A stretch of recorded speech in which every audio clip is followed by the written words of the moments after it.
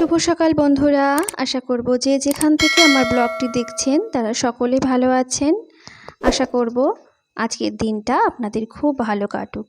আজ সকাল সকাল চলে গিয়েছিলাম একটি পাথরের দোকানে, যেখান থেকে পাথর নিয়ে আমাদের রান্নাঘরের স্ল্যাবটা চেঞ্জ করব।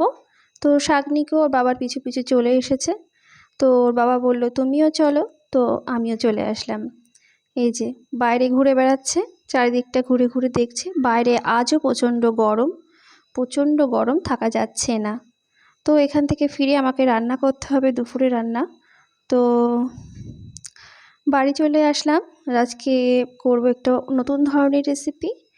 আজকে করব মুরগির মাংসর সঙ্গে খাসির মাংসর চর্বি দিয়ে একটা রেসিপি। অনেক দিন আগে এই রেসিপিটা আমি শুনেছি, কোনোদিন ট্রাই করিনি। তো আজকে ভাবলাম একটু ট্রাই করে নিই। সবসময় একই রকম রান্না খেতে ভালো লাগে না, তো আজকে এটা ট্রাই করব। সমস্ত রকম কেটে রেডি করে নিয়েছি, আদা রসুন লঙ্কা পেস্ট করব। আর এখানে খাসির মাংসের চর্বিটা খুব ভালো করে ধুয়ে গুছিয়ে পরিষ্কার করে নিয়েছি। তো চলুন রান্নাটা এবার শুরু করে দিই। আর প্রচণ্ড বেলাও হয়ে গেছে, আজকে ফিরতে ফিরতে দেরিও হয়ে গেছে। তো এরপর রান্না বসালে আর খাওয়া হবে না। তো চলুন এবার রান্নাটা শুরু করে দিই। আলুগুলো ভেজে নিচ্ছি, ভেজে তুলে রেখে দেব।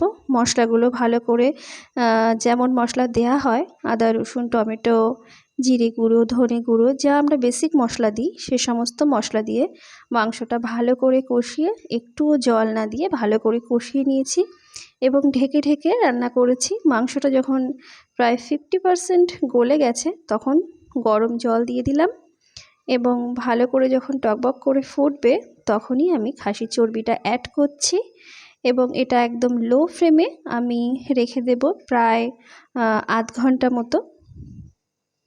তারপর আমি চেক করে দেব কেমন কি হয়েছে।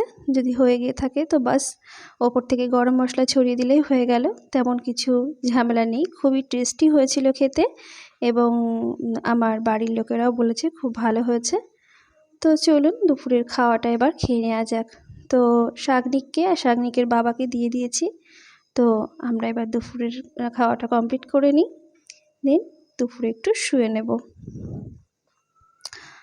তো ভাবছি যে একটু দই পাতবো বিকেলবেলা। তো গুড আফটারনুন, দইটা পেতে রাখছি। দইয়ের দম্বলটা ছিল, তো দুধ দিয়ে বসিয়ে দিলাম। আজকের ব্লগটা এখানেই শেষ করছি।